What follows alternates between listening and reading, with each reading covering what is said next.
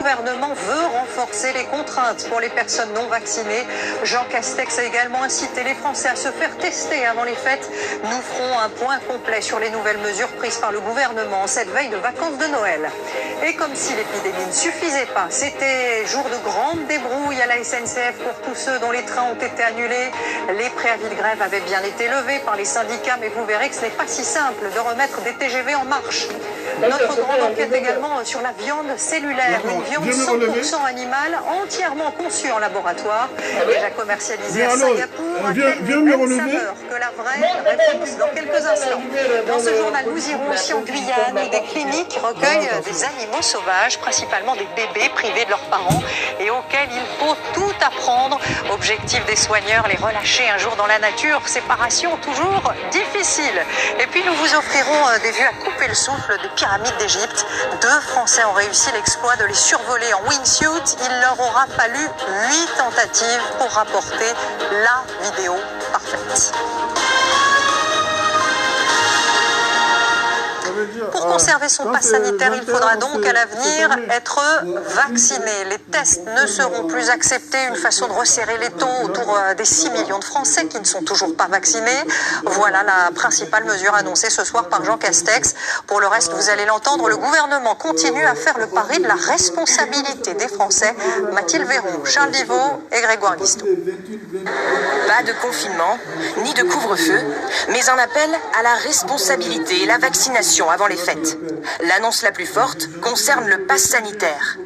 Alors nous avons décidé, avec le président de la République, qu'un projet de loi sera soumis au Parlement début janvier, notamment pour transformer le pass sanitaire en pass vaccinal. Fin des tests donc pour avoir un pass valide. Il pourrait être soumis l'année prochaine à l'injection d'au moins 2 doses. En parallèle, le gouvernement veut accélérer la campagne de rappel.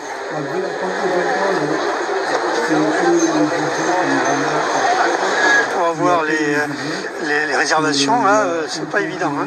Moi, j'ai survolé, mais j'ai vu que c'était une galère, donc j'ai pas poursuivi. L'exécutif veut ouvrir des créneaux supplémentaires et annonce la mobilisation de militaires pour vacciner davantage. Nouveauté, à partir du 3 janvier, il vous sera possible de faire votre 3e dose, non plus 5 mois après la 2e, mais 4 mois seulement. L'Agence européenne du médicament a rendu un avis en ce sens cette semaine. Pour les fêtes de fin d'année, une invitation à la vigilance. À Noël, comité réduit, port du masque, aération régulière, mais aussi dépistage, avant de retrouver vos proches. Nous, on va faire attention, on va se mettre en famille, mais en petit comité. Et on se fait tester avant pour vérifier que tout le monde soit OK. Enfin, pour le jour de l'an, pas de restrictions générales, mais chaque préfet pourra interdire des rassemblements festifs et la consommation d'alcool sur la voie publique. Et cette intervention du Premier ministre, elle s'explique par les contaminations qui continuent d'augmenter, même si le rythme s'est ralenti. On atteint ce soir un taux d'incidence record de 520 cas pour 100 000 habitants en France. Plusieurs foyers d'Omicron ont aussi été détectés à la PHP.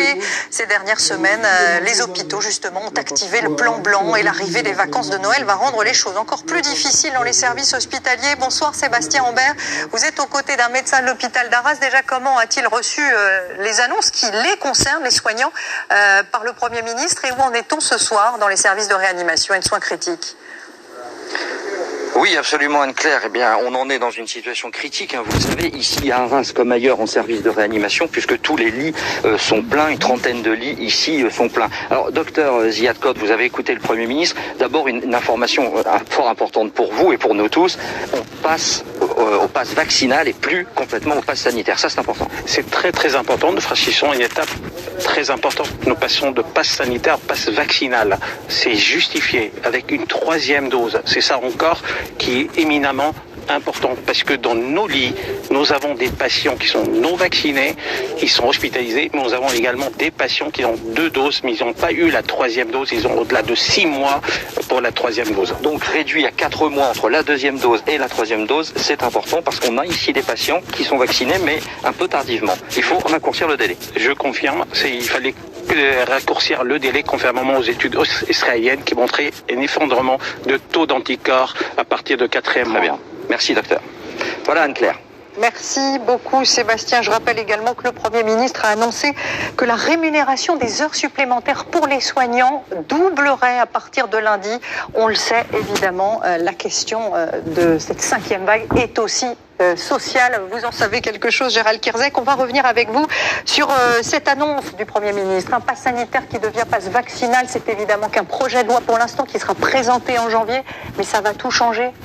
Alors on n'en était pas loin déjà, on était sur des incitations, là on est sur une incitation forte, on frôle l'obligation vaccinale puisque les tests ne permettront plus de valider ce pass. Et puis la deuxième mesure, c'est qu'il va y avoir une politique incitative forte, le aller vers qui a été décrit par le Premier ministre, puisqu'il y a des gens qui ne refusent pas le vaccin mais qui n'avaient pas accès à ce vaccin, il va falloir aller vers ces gens-là. Et puis la troisième chose, c'est que les contrôles vont être renforcés aussi, et on s'est aperçu depuis quelques semaines qu'il y avait un relâchement, on pouvait ne plus montrer dans certains établissements son pass sanitaire. Là, avec le pass vaccinal, les obligations de le montrer, les contrôles vont se renforcer. Donc on voit qu'encore une fois, le gouvernement, j'allais dire, joue son va-tout et mise tout sur le vaccin.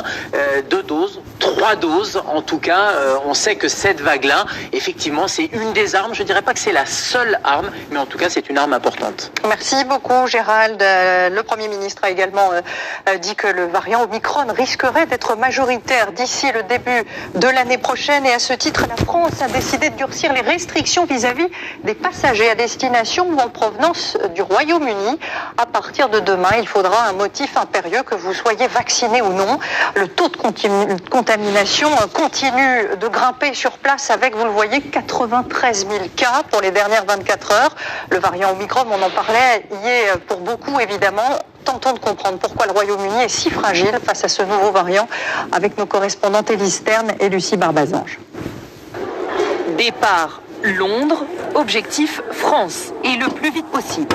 À bord de ces derniers trains avant la mise en place demain de nouvelles restrictions, les derniers Britanniques qui peuvent passer la frontière sans motif impérieux et beaucoup de Français. Certains n'ont pas hésité à précipiter leur départ pour échapper aux 2 jours d'isolement. Dès qu'on a eu les informations concernant les restrictions qui allaient devenir plus sévères, on a décidé d'avancer notre départ à ce matin. Moi j'ai acheté le billet ce matin, il ne restait plus que des places en première. Il n'y avait plus aucune place ailleurs. Les autorités françaises s'inquiètent de la circulation du variant Omicron au Royaume-Uni. Dans ce pays au lien fort avec l'Afrique du Sud, il est arrivé tôt et se développe vite. Maintenant que nous avons Omicron, on voit que c'est un variant très contagieux. Et avec les restrictions actuelles, le nombre de personnes contaminées double tous les 2 jours.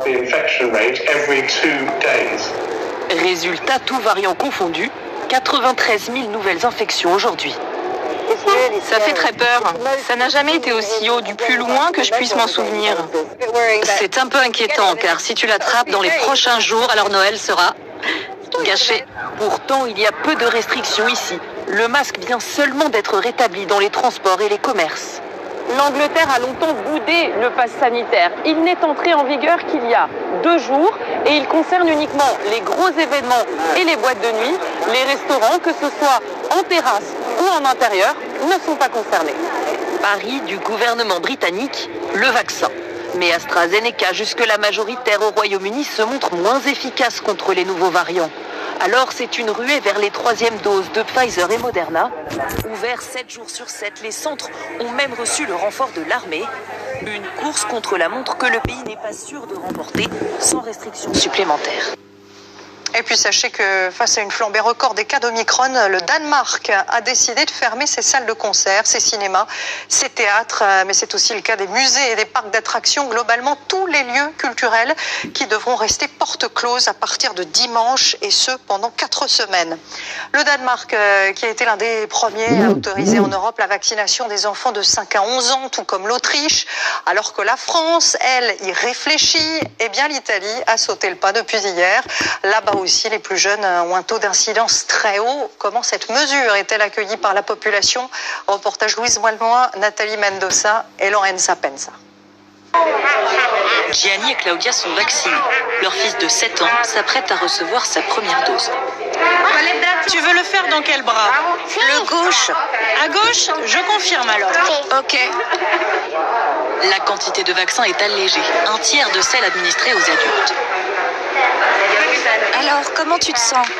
Bien, mais ça m'a pas fait mal. Pas de passe sanitaire pour les moins de 12 ans. mais une attestation de courage. On est très fiers, parce qu'on est en train de le protéger. Et puis on se protège, nous, et aussi ses grands-parents. Tous ceux qu'on espère voir pour les fêtes. Dans ce centre de vaccination, les jeunes Italiens de 5 à 11 ans peuvent se faire vacciner. Il est installé au cœur du musée des enfants de Rome. Les autorités italiennes invitent tous les parents à vacciner leurs enfants. Pourquoi ? En ce moment, c'est chez les moins de 12 ans que le virus circule le plus activement. Dans le principal hôpital pédiatrique de Rome, 15 enfants sont en ce moment en soins intensifs. Il ne reste que 2 lits disponibles.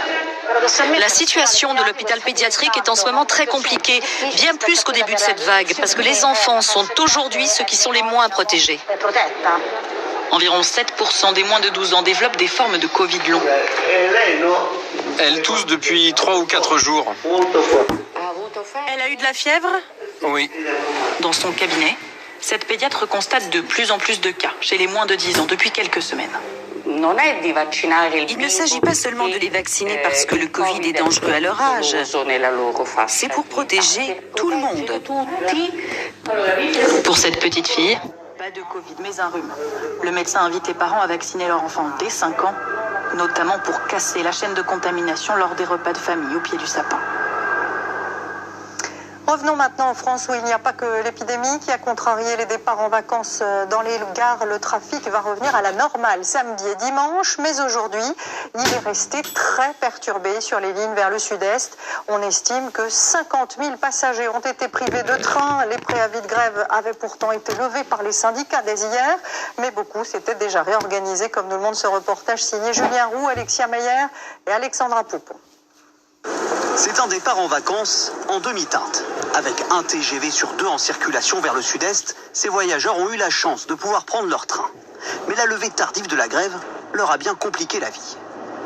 On doit anticiper, on est stressé. On a dû partir beaucoup à l'avance pour être sûr de ne pas avoir de mauvaises surprises une fois sur place. Je pense qu'il y en a ras-le-bol. On vit déjà une situation de turbulence depuis 2 ans et très sincèrement, on en a ras-le-bol. Aujourd'hui, 100 TGV ont été supprimés. Ils devaient desservir Lyon, Marseille ou encore Nice. Résultat, 50 000 passagers se sont retrouvés sur le carreau. Où sont-ils passés ? Nous en avons retrouvé certains dans cette gare routière. Ce soir, on devait prendre un train qui a été supprimé. Mais là, on a été prévenus. On a été prévenus par SMS. 24 heures avant. Ce qui nous a permis de récupérer un bus, sinon on ne pouvait pas rentrer chez nous. Ils mettront 5h30 pour rentrer à Roanne ce soir, 2 heures de plus qu'en train. Autre contrainte, trouver un billet bon marché au dernier moment. J'ai dû trouver un remplacement parce que les trains étaient super chers, c'était plus de 70 € l'aller. Contre 26 € en bus. Cette compagnie a enregistré 3 fois plus de réservations vers le sud-est. Un jour comme aujourd'hui, on va avoir des bus remplis à 90%, 100% en fonction des destinations. Donc il reste quand même certaines places, mais ça correspond à un taux de remplissage très élevé. Du monde également sur l'autoroute du Soleil, l'A6, où nous avons retrouvé cette famille qui se rend à Lyon. On devait prendre un train tôt ce matin. Et puis au vu des annonces, il y a 2 jours, on a changé notre organisation et nous voilà partis en voiture pour 8 heures de voiture. On est obligé de faire le covoiturage, mon collègue et moi. On n'avait pas d'autre moyen. Comme on voit, c'est toujours des grèves, toujours au même moment. Donc je trouve ça un peu lamentable, mais c'est comme ça. Demain et après-demain, le trafic devrait être quasi normal sur l'axe sud-est. Partout ailleurs, bonne nouvelle, 100% des trains seront assurés durant tout le week-end. Alors arrêtons-nous un instant sur cette déconvenue. On le disait, les syndicats ont levé la grève hier, mais cette annonce a été trop tardive pour sauver ce vendredi, car une fois annulé, il est très difficile de rétablir les plannings techniques des trains, mais aussi des personnels. Explication Olivier Santiki et Frédéric Agnès. 16h hier, l'appel à la grève est annulé. Mais depuis près de 2 jours, la SNCF a déjà réduit ses effectifs, en tenant compte des déclarations obligatoires des grévistes. Et pour remettre une centaine de trains en circulation, il faut trouver à l'improviste ceux qui vont les manœuvrer. Ça fait plus de 200 conducteurs et ça peut faire 400 à 600 chefs de bord sur l'ensemble de l'axe TGV Sud-Est. Impossible dans le temps imparti. D'autant qu'en plus des conducteurs et contrôleurs, il faut des agents d'escale, des techniciens de maintenance, des aiguilleurs. Selon la SNCF, un seul TGV nécessite l'intervention de 150 agents. c'est un délai trop court pour la SNCF pour refaire tous les plannings de ces dizaines de milliers de personnes. Et puis en plus, la SNCF préfère s'en tenir à ce qu'elle a dit aux voyageurs en termes de train annulé. C'est compliqué pour les voyageurs d'entendre que leur train annulé finalement va circuler, alors que les voyageurs ont déjà trouvé une solution de rechange. Contrainte supplémentaire, s'assurer que des rames reprogrammées n'entrent pas en conflit avec celles déjà planifiées. L'élaboration de chacun de ces trajets, 15 000 par jour en moyenne, se fait normalement 1 an à l'avance. Et les grandes lignes sont justement les plus complexes. Il y a des trains de fret, il y a des TER, il y a des intercités, il y a des TGV. Et donc, c'est toute cette multiplicité de différents trains qu'il faut gérer. Imaginons qu'un TER roule en Bretagne, il y a moins de trafic, donc forcément, c'est un petit peu moins compliqué. Dernière limite, pointée par les experts ferroviaires, remettre trop de trains en circulation n'aurait pas beaucoup de sens si les agences de voyage, prévenues à la dernière minute, n'ont pas le temps de les remplir. Bonsoir François. Bonsoir Anne-Claire. Alors cette grève qui n'aura finalement pas eu lieu, elle aura tout de même coûté très cher à la SNCF en termes d'argent évidemment, mais aussi d'image. C'est vrai, cette menace de grève était d'autant moins compréhensible que la négociation dans l'entreprise avait déjà débouché sur une augmentation de 2,7%, sur une prime pouvoir d'achat de 600 € pour les salaires inférieurs à 1 SMIC et demi, une prime de 600 € pour tout le personnel de la branche voyageurs et une révision à la hausse des statuts. Des augmentations significatives donc, alors que l'entreprise va perdre entre 1,5 et 2 milliards d'euros cette année, après 3 milliards de pertes l'année dernière. Et alors que l'État a déjà repris 25 milliards de dettes de l'entreprise et s'apprête à le faire à nouveau dans quelques jours pour 10 milliards supplémentaires. Alors enfin, que le contribuable a versé en plus 4,7 milliards d'euros à la SNCF il y a quelques semaines pour l'aider à investir. La SNCF a annoncé qu'elle allait indemniser les voyageurs pénalisés à hauteur de 200% du prix de leur voyage. Tant mieux, parce que le billet de train est le seul produit que le consommateur paye 3 fois. Une fois au guichet, une deuxième fois sur sa feuille d'impôt, et la troisième pour acheter un transport de substitution quand les trains sont en grève. Merci beaucoup François pour cette analyse. Je vous propose maintenant de partir aux États-Unis avec ces images spectaculaires d'un accident qui aurait pu tourner au drame à New York. Un incendie s'est déclaré dans un appartement. À l'intérieur, 2 adolescents. Vous allez voir qu'ils ont réussi à s'échapper. Liseront Boudoul. Une scène qui pourrait être une scène de cinéma, mais qui s'est déroulée hier matin à New York. Un incendie se propage au 4e étage de cet immeuble. On voit alors sur cette vidéo amateur un adolescent sortir par une fenêtre et se suspendre à celle-ci. Un autre va le suivre. Tous deux tentent d'échapper aux flammes en s'agrippant à ce tuyau, une canalisation extérieure. Et ils glissent petit à petit le long de ce tuyau. Des voisins qui ont réussi à s'échapper se regroupent en bas de l'immeuble. Et ils crient. Ils étaient à 2 doigts de sauter par la fenêtre. On leur a dit « tenez bon, tenez bon ». Et ils ont commencé à se rattacher au tuyau. Alors on leur a dit « glissez, glissez ». Les 2 adolescents finissent par toucher le sol. Ils sont sauvés alors que 180 pompiers interviennent pour maîtriser l'incendie. Un incendie qui a finalement fait 1 mort et 8 blessés. Au chapitre judiciaire, sachez qu'une nouvelle enquête pour viol a été ouverte à l'encontre de Patrick Poivre d'Arvor. Le parquet de Nanterre s'est saisi de la plainte déposée par une femme qui dit avoir été agressée en 1985 au moment du Festival de Cannes. Les faits semblent prescrits, mais le procureur souhaite vérifier certains éléments. Penchons-nous maintenant sur ces escroqueries qui touchent 20 000 personnes chaque année en France. Des arnaques aux faux emails qui font croire aux victimes qu'elles font l'objet d'amendes ou de convocations au tribunal. Des victimes, vous allez le voir, prêtes à payer de très grosses sommes d'argent pour y échapper. Annie Bazard, Baptiste Guénet et Florian Le Goïc. C'était il y a tout juste 1 mois. Geoffroy Delpy consulte ses mails lorsqu'il découvre une convocation auprès de la brigade des mineurs. Nous engageons à votre rencontre des poursuites judiciaires, pédopornographie, pédophilie, cyberpornographie. Ça refroidit, ça fait peur. Moi, au fond, j'étais sûr que c'était bon pour moi, il n'y aurait pas de problème. Mais ma femme, quand j'ai parlé, le premier truc qu'il m'a dit, il fait mais t'as quelque chose à ton prochain ou quoi? Geoffroy Delpy ne réagit pas. Quelques jours plus tard, il reçoit une nouvelle notification. Une demande de payer une amende de 8 578 €. Et toute procédure sera effacée et annulée. Alors là, j'ai de suite compris que c'était une arnaque. Une arnaque plus vraie que nature, qui reprend la signature d'un gendarme en fonction, le général Marc Boger. Geoffroy Delpy parvient à le contacter. Ce dernier lui confirme qu'il s'agit bien d'une fraude. Ça ressemble à un vrai courrier. Vous vous doutez bien que si c'était effectivement avéré, non seulement les gendarmes ne vous enverraient pas ça par mail, mais viendraient vous l'expliquer de bon matin un jour, mais en plus, en aucune façon, on pourrait soutirer comme ça de l'argent à des gens. Pourtant, certains se sont fait piéger et ont bien payé les fossoyeurs sur Internet. À ce jour, plus de 1500 personnes ont signalé cette arnaque. Une trentaine d'entre elles ont porté plainte. Qui sont les auteurs de ces fausses contraventions envoyées à des dizaines de milliers de personnes? Ce sont des hackers bien particuliers. Ce cybercriminel accepte de nous en parler, mais il tient à rester anonyme. D'après lui, pour devenir un pirate du web, il ne suffit pas d'être un expert en informatique. Il faut aussi faire preuve d'un peu de psychologie. C'est ce qu'on appelle l'ingénierie sociale. On part du principe en fait que l'être humain est plus facile à compromettre qu'un ordinateur ou qu'un système. Et du coup, on va jouer sur des réflexes humains comme la peur.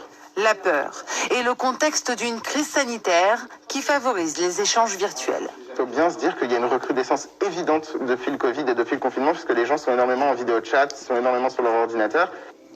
Un business juteux, la fraude la plus répandue du web, qui fait chaque année plus de 20 000 victimes en France.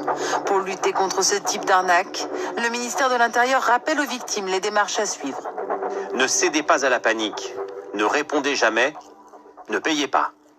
Et surtout, déposez plainte sur ce site cybermalveillance.gouv.fr. Plus de 7000 enquêteurs sont mobilisés pour retrouver les cybercriminels. Ils risquent jusqu'à 2 ans de prison et 100 000 € d'amende. Elle a choisi les réseaux sociaux pour son intervention très attendue. C'est par une courte vidéo au ton très solennel que Christiane Taubira affirme envisager de se lancer à son tour dans la présidentielle. Mais promet-elle, ce ne sera pas une 6e candidature dans une gauche déjà très fragile. Les éléments avec Hélène Bonnet, Pascal Chao et Emmanuel Forêt. Ils sont déjà 5 candidats à gauche. Aucun ne dépasse les 10% d'intention de vote dans les sondages. Et désormais, ils vont devoir faire de la place à Christiane Taubira. J'envisage d'être candidate à l'élection présidentielle. Je ne serai pas une candidate de plus. Je mettrai toutes mes forces dans les dernières chances de l'Union. Autrement dit, rassemblez-vous et si possible derrière moi. Une annonce que Yannick Jadot découvre en direct. Sa réponse est immédiate. C'est quoi le projet de Christiane Taubira? Enfin, excusez-moi, c'est quoi le projet de Christiane Taubira? Il faut arrêter d'improviser, il faut convaincre les Françaises et les Français. Et ma conviction, c'est qu'on peut gagner cette élection présidentielle et qu'on va gagner cette élection présidentielle. Mais on va la gagner si tout le monde prend ses responsabilités.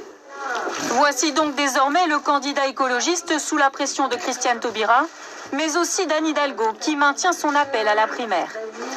Je pense que ce que Christiane Taubira a dit ce matin valide cette idée. Cette primaire a du sens si Yannick Jadot, évidemment, y participe. Ce soir, la gauche est encore loin du rassemblement. Christiane Taubira fera son premier déplacement de pré-campagne demain en Seine-Saint-Denis. Après la commande historique des 80 Rafales il y a 2 semaines, c'est au tour d'Airbus d'enregistrer de très beaux contrats. 300 avions ont été vendus ces dernières 48 heures, notamment aux compagnies Qantas et Air France. Airbus qui coiffe donc au poteau son principal concurrent Boeing. Une santé éclatante de l'industrie aéronautique française que nous décryptent Pierre Galassio et Marine Chaise. C'est le plus important contrat dans l'histoire de l'aviation australienne. La compagnie Qantas, fidèle cliente de Boeing, change de crèmerie avec une commande record de 134 Airbus. Du côté d'Air France KLM, la commande est encore plus importante, 160 appareils, notamment pour la filiale Transavia. Après les 400 ventes enregistrées il y a un mois au salon de Dubaï, les dirigeants d'Airbus peuvent continuer de sourire. Nous voyons nos clients aujourd'hui prêts à s'engager sur l'avenir. Effectivement, ces très grosses commandes sont pour nous la confirmation que Airbus est toujours là. Le défi désormais, relancer une production presque divisée par 2 par rapport à 2019. Pour ça, Airbus dépend de ses milliers de sous-traitants, eux aussi fortement touchés par la crise. Cette entreprise, par exemple, fabrique les rideaux et la moquette des avions. On est très très contente parce que la reprise de la fabrication des rideaux pour nous c'est impératif. C'est une bonne nouvelle mais qui n'interviendra certainement pas en 2022 ni même en 2023 pour nous puisqu'il y a quand même un certain retard entre les commandes que reçoit Airbus et l'impact que ça peut avoir chez les sous-traitants. D'ici 1 an et demi, Airbus table sur 65 livraisons d'avions tous les mois. Ce serait du jamais vu. Tout cela grâce aux derniers nés de la flotte, les A321 et A320 Neo, les principaux atouts du constructeur européen. Ici à gauche, face à son concurrent, le Boeing 737 MAX. L'appareil américain a mauvaise réputation depuis 2 accidents graves en 2019. Airbus a une grande chance, c'est qu'elle a eu une modernisation de son Airbus A320 qui est objectivement une réussite. Et même sans avoir de croissance du trafic aérien, on a toujours besoin d'avoir des avions neufs qui vont être livrés parce qu'ils sont plus efficaces, ils sont plus écolos. Une consommation de 15 à 25% de kérosène en moins par rapport au précédent modèle.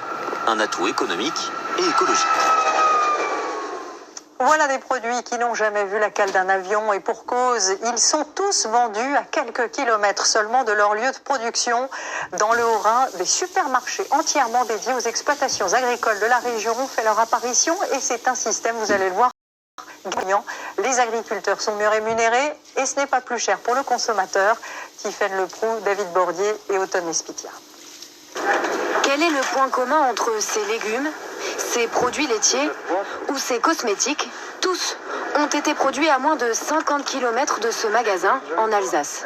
Le persil, il vient de mon exploitation, donc on est à 20 km. C'est la ferme Rolly qui produit les pommes bio à 15 km. Là, c'est Daniel. Les navets de la ferme Yeg, c'est un copain Roland qui fait du navet. Et le président de la structure connaît ainsi par cœur les 2000 références issues de 60 fermes locales. Bref, il y a ici de quoi remplir entièrement son panier de courses et sans se ruiner. Mis à part ces pâtes ou ces yaourts, 10% plus chers que dans la grande distribution, les prix sont équivalents en raison des faibles coûts de transport. C'est un peu comme un petit marché en fait. C'est un magasin, marché, et ça je trouve ça super sympa parce que le supermarché on ne sait pas d'où ça vient. Et puis autant faire travailler les gens du secteur. C'est justement ce que souhaitait Denis Digel. Il y a 5 ans, ce maraîcher de la région apprend que cet ancien hypermarché de hard discount est en vente. Il convainc alors 30 agriculteurs du coin de le racheter avec lui. Des paysans qui s'engagent et qui rachètent un supermarché, il y a une symbolique évidemment très forte dans le magasin, mais il n'y a pas 36 fournisseurs de pâtes, il n'y en a que un. Il n'y a pas 36 fournisseurs de légumes, il n'y en a que un ou deux. Chacun est spécialisé et donc le consommateur sait à qui il achète. Et c'est ce qui rassure. Et pour l'agriculteur, cela lui permet aussi de mieux se rémunérer. Angers Coralline sont éleveurs de vaches laitières à 20 km de Colmar. Grâce au supermarché d'agriculteurs, ils ont pu arrêter de produire du lait pour la grande distribution, très peu rentable, en se consacrant plutôt au développement de nouveaux produits. Du fromage. Alors ça c'est une tome de montagne. Celle-ci on l'a en plus aromatisée à la moutarde. Mais aussi des yaourts. Et même des cosmétiques. En tout, 70 références dont ils fixent eux-mêmes le prix. Exemple ce jour-là, avec cette sorte de camembert. On arrive à un prix 18,46 qu'on peut arrondir au prix final de 18,50 € le kilo. Ce prix lui permet de faire 2 € de bénéfice par kilo. Impossible selon lui s'il travaillait avec une grande surface. Si on travaillait avec une grande distribution par exemple, du jour au lendemain, il y a un concurrent qui pourrait venir dire « Ouais mais moi j'arrive à le faire à 17 » et le magasin va dire « Ouais moi je le prends à 17 chez Collect, pourquoi je l'achète à 18 à toi ?» La guerre des prix est clairement aujourd'hui mortelle pour les producteurs. Et c'est aussi très satisfaisant de pouvoir nous faire vivre nous correctement et d'autres familles autour, puisque ça implique forcément des employés, du personnel. Mais tout cela a une contrepartie. Chaque semaine, comme Ange, les agriculteurs doivent approvisionner leurs rayons. Et 2 fois par mois, ils enfilent même la casquette de vendeur. On peut aussi bien vendre la viande, vendre notre fromage, que passer du temps à la caisse. Il faut qu'on soit multitâche, j'allais dire, pour pouvoir gérer le magasin, tous les aspects du magasin. Ouais. Tous les ans, le chiffre d'affaires du magasin augmente de 5%. Un succès tel qu'il y a quelques mois, un autre supermarché a ouvert ses portes à Sochaux. Et pour réduire l'impact de l'agriculture sur l'environnement, les scientifiques ont aussi imaginé il y a quelques années fabriquer une viande 100% animale, mais en laboratoire, une viande dite cellulaire, dont Singapour est pour l'instant le seul pays à avoir autorisé la commercialisation. Un produit dont le succès dépendra évidemment de sa capacité à concurrencer la saveur du bon vieux steak. Enquête signée Pierre Galassio et Quentin Danjou. Ceci n'est pas une soupe, c'est du poulet. Ou plutôt, des cellules de poulet. Pas de la viande telle qu'on la connaît. Là, c'est un ingrédient. C'est pas quelque chose qui vit tout seul, c'est quelque chose qui va vivre accompagné de... Pour nous, ce chef étoilé va cuisiner ces cellules de poulet. Il leur donne une texture. Ah ouais, l'ensemble poulet, ouais. En ajoutant de la fécule et de la farine de maïs. Après quelques minutes dans de l'huile bouillante, voilà le résultat. Là, tu peux goûter, tu vas voir. Des agras de cellules de poulet. Ah ouais. Et t'as un goût de poulet. En fait, on sent vraiment le poulet un peu rôti. Aucun arôme n'est ajouté. Le goût vient uniquement de ces cellules de viande. Pour la start-up française qui les développe, les débouchés dans l'industrie agroalimentaire sont immenses. On va développer des nuggets. Donc on va amener notre ingrédient qui a le goût de la viande, le goût du poulet, qui a les valeurs nutritionnelles aussi du poulet. Et on voit véritablement la viande de culture comme quelque chose de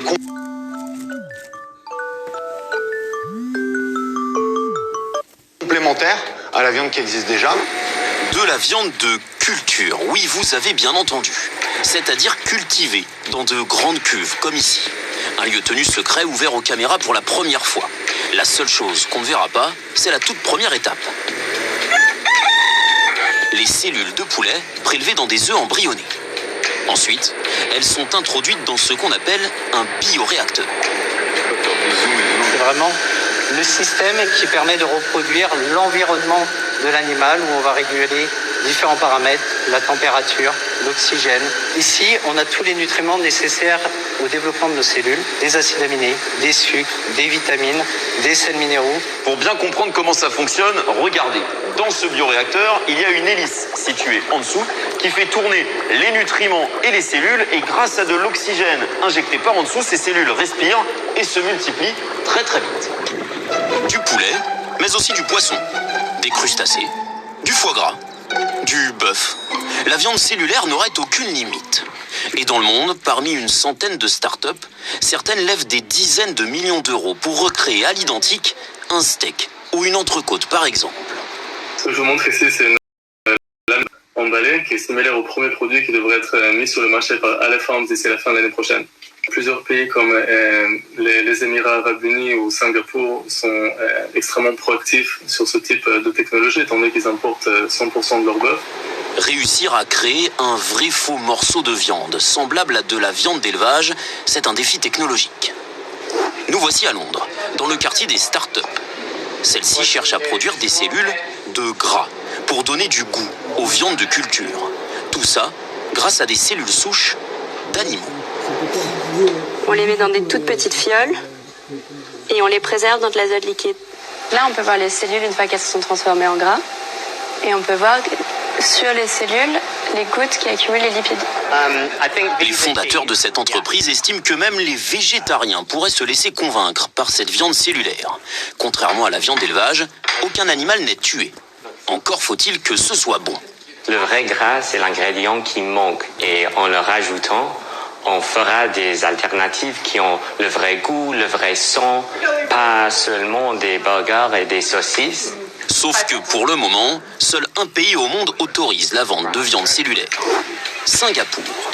Et aucune production industrielle n'existe. Impossible de connaître par exemple le prix d'un futur steak cellulaire à ce stade. Le tout premier, fabriqué en 2013, valait 250 000 €. Quand la viande de culture sera commercialisée, ce sera un produit haut de gamme, puis il se démocratisera. Mais bien sûr, avant, il faut qu'on obtienne les autorisations de mise sur le marché. En France, cela semble mal parti. Voici ce que déclarait il y a un an le ministre de l'Agriculture. Comptez sur moi pour qu'en France, la viande reste naturelle et jamais artificielle. Faut-il avoir peur d'une technologie qui risquerait de remplacer les viandes de nos terroirs ? de faire disparaître les élevages. Non, ça va pas remplacer l'élevage. On est plutôt dans une alternative à l'élevage, donc un autre type de produit. Quant aux arguments écologiques mis en avant par ces start-up de la viande cellulaire, cet ingénieur n'y croit pas. Ce qu'on reproche souvent à l'élevage, ce sont les émissions de gaz à effet de serre et notamment de méthane.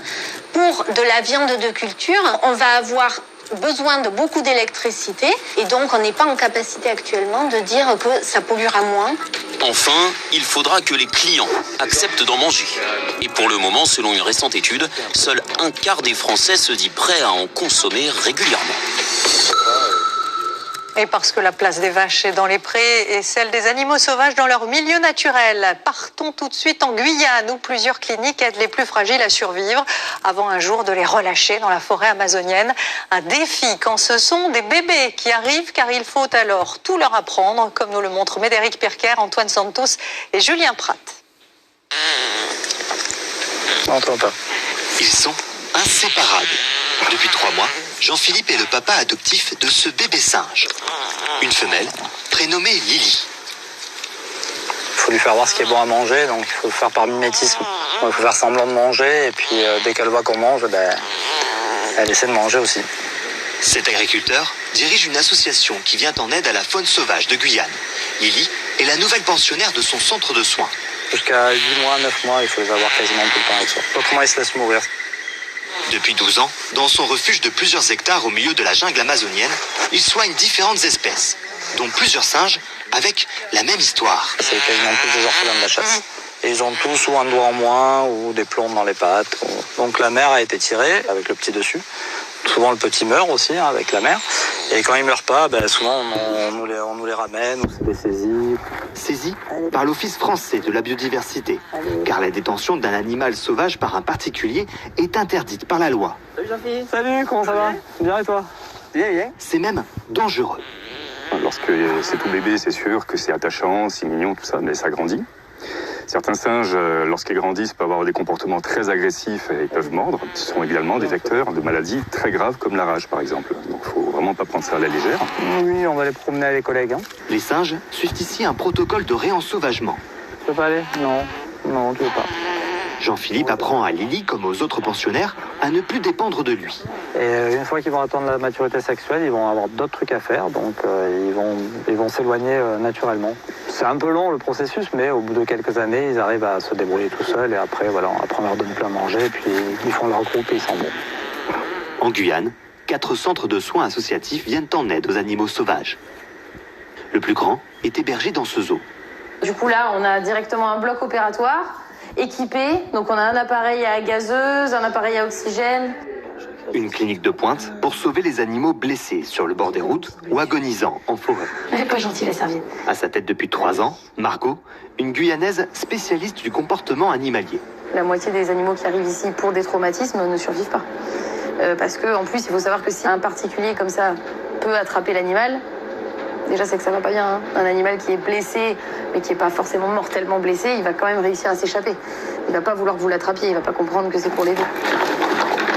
Ces tatous sont des miraculés. Là, on lui a mis un vermifuge qui permet de déparasiter l'animal. L'un d'eux est arrivé dans un piteux état. Il était affaibli, déshydraté. Il faisait 400 grammes, mais il était vraiment dans un état de maigreur très très avancé. Lui, en plus, il a eu des grosses plaies au niveau des écailles. Aujourd'hui, il a retrouvé du poil de la bête. 3,815 kg. Eh ben dis donc, ça fait du gros tatou, hein. Chaque année, une centaine d'animaux sauvages est sauvée par Margot et son équipe. À partir de maintenant, on arrive en zone de réhabilitation, donc on y va 1 fois par jour pour les nourrir. Donc la règle stricte, on ne parle pas. Ils passent leur convalescence dans une volière située à l'écart du zoo et des hommes. Certains survivent, mais gardent des séquelles, comme ce hibou. Il manque 2 griffes ici, il manque 3 griffes là. Donc c'est un animal qui ne peut pas ni manger, ni découper sa proie pour la manger, ni l'attraper. Incapable de se nourrir seul, cet oiseau handicapé rejoindra bientôt le zoo de Guyane. L'association offre une nouvelle vie en captivité pour tous les rescapés. Sur une centaine d'animaux par an, vous avez 3% qui sont transférés au zoo. Il reste un très petit pourcentage qu'on veut rester le plus petit possible. Car le but premier de l'association est de relâcher ces animaux dans la nature. C'est d'ailleurs le grand jour pour les tatous. Enfin, la liberté. et une bouffée d'émotion pour Margot qui s'est occupée de ses 2 petits pendant plusieurs mois. Je comprends ma mère maintenant quand je suis partie de chez moi. J'espère qu'ils vont pas se faire attraper tout de suite et voilà. Et puis même s'ils se font attraper, ce sera la nature et c'est comme ça. Hein. Mais j'espère qu'ils feront un petit bout de chemin. J'espère qu'ils trouveront des vers, qu'ils goûteront des trucs que je leur ai jamais donnés. Et peut-être ces 2 tatous vont se reproduire et faire naître des petits qui n'auraient jamais vu le jour sans l'aide de ces soigneurs passionnés. Leur survie contribue à préserver la biodiversité guyanaise. Eux ont réalisé le rêve d'Icare, voler comme un oiseau et s'offrir l'une des vues les plus époustouflantes des pyramides d'Égypte. 2 Français se sont lancés le défi de les filmer en wingsuit. Il aura fallu pas moins de 8 tentatives pour obtenir les extraordinaires images que vous allez voir maintenant et qui nous sont commentées par Jean-Marie Bagayoko. Regardez. Du bout de leurs ailes, ils semblent effleurer ces pierres millénaires. Jamais personne n'avait survolé d'aussi près les pyramides de Gizeh. Image à couper le souffle, moment suspendu dans le ciel égyptien, capturé par les caméras embarquées de ces Français. Des acrobates dans les airs.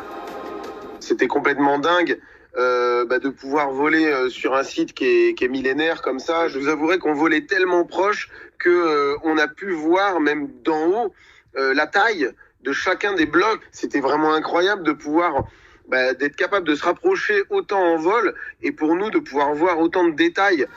Pour réaliser la vidéo de cet exploit, les Soulflyers, c'est leur nom, ont dû s'y prendre à 8 reprises. 8 vols flashés à 250 km/h. À cette vitesse, ils ont réussi à tutoyer les sommets des pyramides, les frôlant parfois à moins de 5 mètres. La lumière du soleil qui éclairait les pyramides, ça créait des ombres et des lumières et puis des couleurs un peu orangées dessus, c'était absolument magnifique. L'exercice est dangereux. Un membre des Soulflyers s'est tué il y a 1 an. Avec ces combinaisons, ils sont les seuls au monde à voler si près du sol. Désormais, ils rêvent de survoler tous les grands monuments du monde. Le premier de la liste, c'est la Tour Eiffel. On adorerait tellement, nous, en tant que Français, voler à côté de la Tour Eiffel. Pour survoler ces pyramides, ils ont obtenu toutes les autorisations nécessaires. Avant de se quitter, saluons la qualification in extremis des Bleus pour la finale du championnat du monde de handball. Elles se sont imposées face aux Danoises avec ce score très serré de 23-22. Les Françaises, championnes olympiques en titre, qui affronteront dimanche les Norvégiennes ou les Espagnols. Un match qui sera à suivre à partir de 17h30 sur notre antenne. Voilà, c'est la fin de ce journal sur LCI Canal 26. Darius Rochebain reviendra évidemment sur les principales annonces de Jean Castex, dont ce projet de loi qui vise à transformer le pass sanitaire en pass vaccinal. Sur TF1, vendredi, tout est permis avec Arthur. Je vous souhaite une très